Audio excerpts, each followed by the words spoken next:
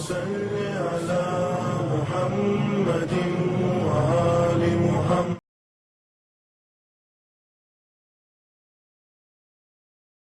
اعوذ باللہ من الشیطان الرجیم. بسم اللہ الرحمن الرحیم. الصلاۃ والسلام علی اشرف الانبیاء والمرسلین وخاتم النبیین ابی القاسم محمد. اللہم صل علی محمد وآل محمد وعجل فرجہم. اما بعد فقد قال اللہ تعالی فی کتابہ المبین وفرقان الحمید وقولہ الحق. بسم اللہ الرحمن الرحیم. وَرَفَعْنَاهُ مَكَانًا عَلِيًّا. اللهم صل على محمد وعلى محمد وعجل فرجه. السلام علیکم ورحمۃ اللہ وبرکاتہ. اللہ کے نام سے شروع کرتے ہیں. جناب ادریس علیہ السلام کی زندگی کے الحمدللہ ہم نے بہت ساری چیزیں ڈسکس کی جناب ادریس علیہ السلام کے بارے میں، اور بالکل ہم آخری مرحلوں میں ہیں. اللہ سبحانہ و تعالیٰ نے قرآن مجید میں تقریباً 2 مرتبہ جناب ادریس کا نام آیا ہے، ان کا ذکر آیا ہے. ایک جو آیت سرنامہ کلام لی سورہ مریم کی آیت نمبر 56 میں اللہ سبحانہ و تعالیٰ جناب ادریس علیہ السلام کا ذکر کرتا ہے. 56-57 میں اللہ کہتا ہے ادریس کا ذکر کرو، ان کو یاد کرو، ان کو یاد کرو کہ یہ ہمارے نبی تھے. تو اللہ نے جناب ادریس کا جو ذکر کیا ہے ایک سورہ مریم کی آیت نمبر 56 میں کیا ہے، اینڈ سیکنڈ اللہ نے جناب ادریس کا تذکرہ سورہ انبیاء سورہ نمبر 21 آیت نمبر 85 میں کیا ہے. اور دونوں جگہ پہ یعنی جس طرح سے ہم دیکھیں 2 مرتبہ قرآن میں نام آیا، مگر اللہ نے ان 2 ناموں میں تقریباً 6 صفات جناب ادریس علیہ السلام کی بیان کی. اللہ کہتا ہے میرا نبی ہے، اس کو یاد کرو، اس کا ذکر کرو. یہ صابرین میں سے تھا، یہ صبر کرنے والا تھا، یہ صالحین میں سے تھا، یہ صدیقین میں سے تھا، اور یہ وہ ہے جو میری رحمت میں داخل ہو گیا. تو اللہ نے بہت ہی مختصر مگر جناب ادریس کے جو ان کی فضیلت ہے، جو ان کا قصیدہ اللہ اپنے کلام میں پڑھتا ہے کہ صدیق ہے، صابر ہے، صالح ہے، میری رحمت میں داخل ہے، اور ہم نے ان کو بلند رفعت والے مقام عالیہ میں جگہ دی ہے. تو تقریباً اراؤنڈ 6 کوالٹیز اللہ ان 2 آیتوں کو ملا کر سورہ مریم اینڈ سورہ انبیاء میں جناب ادریس کا ذکر کیا ہے. جناب ادریس کا تذکرہ بہت ساری دعاؤں میں آیا ہے. One I had mention last time زیارت ناہیہ مقدسہ میں ان پر سلام. پھر ہم نے دیکھا دعائے ام داؤد میں ان کا تذکرہ ہے. پھر ہم نے دیکھا کہ جناب ادریس کو اللہ نے کچھ دعا سکھائی تھی. جناب ادریس کی عبادت کے بارے میں ہم پہلے ڈسکس کر چکے کہ ان کی بہت ساری جو عبادت گزار تھے، بہت زیادہ عبادت کرتے تھے، کہ ایسی عبادت کہ اینجلز ور ان او، وہ اتنا زیادہ ملائکہ تعجب میں آ جاتے تھے کہ یہ کیسی عبادت کرنے والا. اور اللہ نے کچھ دعائیں مخصوص اپنے نبیوں کو تعلیم کی، کچھ دعائیں مخصوص اپنے نبیوں کو، خاص انبیاء کو اللہ خاص دعائیں سکھایا. اسی طرح سے دیر از ون دعا انوکیشن آف حضرت ادریس علیہ السلام جو کتابوں میں موجود ہے. اچھا یہ دعا اتنی امپورٹنٹ ہے کہ پہلے اگر آپ کو ہم دیکھیں کہ یہ دعا کیوں امپورٹنٹ ہے. یہ اس دعا کے اندر جو اسپیشل دعا آف حضرت ادریس، یہ دعا کے اندر اللہ کے 40 نیمز آئے ہیں. اللہ کے جو اسم ہیں اس میں سے 40 نیمز، 40 صفات اللہ کی اس دعا کے اندر موجود ہے. یہ دعا اللہ نے اسپیشلی سب سے پہلے حضرت ادریس علیہ السلام کو تعلیم کی، پھر حضرت موسیٰ علیہ السلام کو تعلیم کی، مگر ان دونوں سے کہا تھا کہ اپنے تک رکھنا، امت کو نہیں دینا، ظالمین کو نہیں دینا. پھر اپنے نبی کو تعلیم کی، سید المرسلین خاتم النبیین حضرت محمد مصطفیٰ صلی اللہ علیہ وآلہ وسلم. اللہم صلی علی محمد وآل محمد وعجل فرجہ. اپنے آخری نبی کو تعلیم کی، مگر ان کو یہ شرط نہیں لگائی تھی کہ کسی کو نہ سکھانا، تو رسول اللہ نے اس دعا کو پھر عام کیا. یہ دعا جو بہت ہی مقدس شخصیتوں سے ہوتی ہوئی آئی ہے، تو ایک مرتبہ حسن بصری یہ کہتا ہے حسن بصری کہتا ہے کہ حجاج ابن یوسف ثقفی کا زمانہ تھا اور اس نے میرے نام کا وارنٹ جاری کیا تھا نا. You understand the name itself Hajjaj ibn Yusuf جب تک کسی کا خون نہ بہا لے اس کو کھانا ہضم نہیں ہوتا تھا.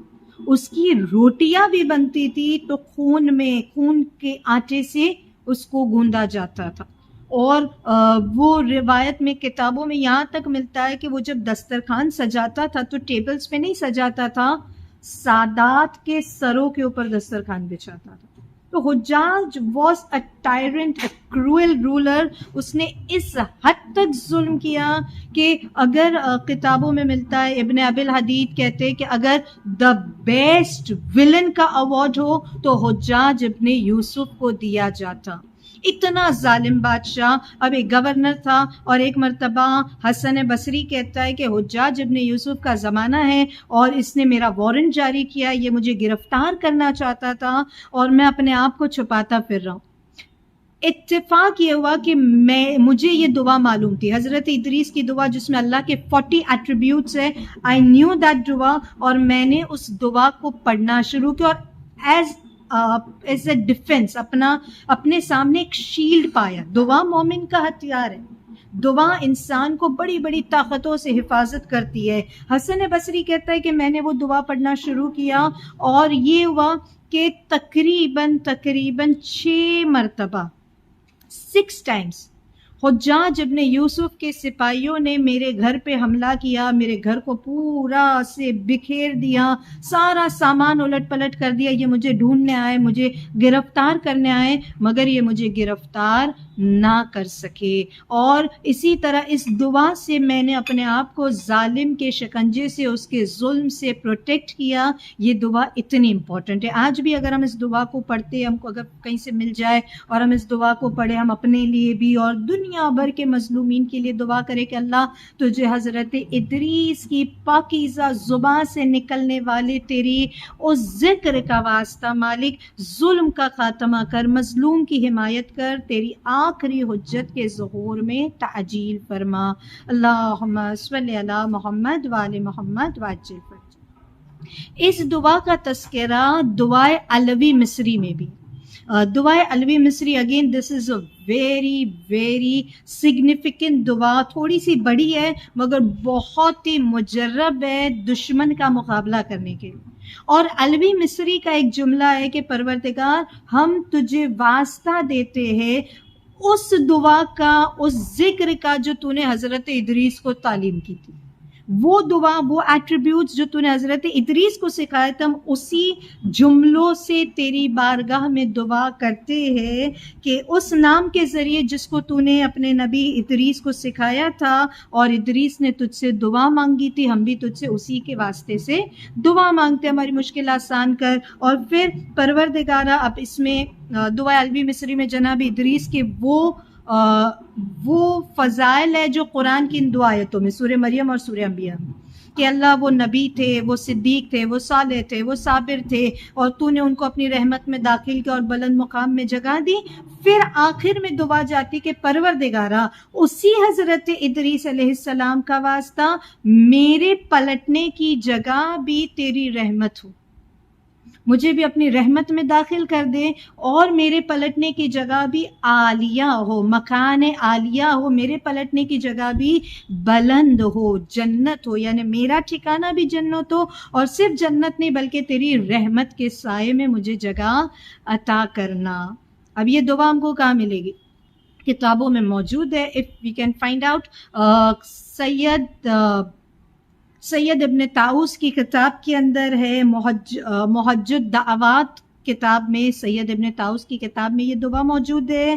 شیخ توسی کی کتاب مصباح میں یہ دعا موجود ہے اور اس کا انگلش ٹرانسلیشن بھی ہے جو اویلیبل ہے, ایزیلی اویلیبل ہے انگلش میں. انگلش ٹرانسلیشن ہے, دا بک نیم از 99 Attributes of Allah Subhanahu wa Ta'ala by Yasin جبوری.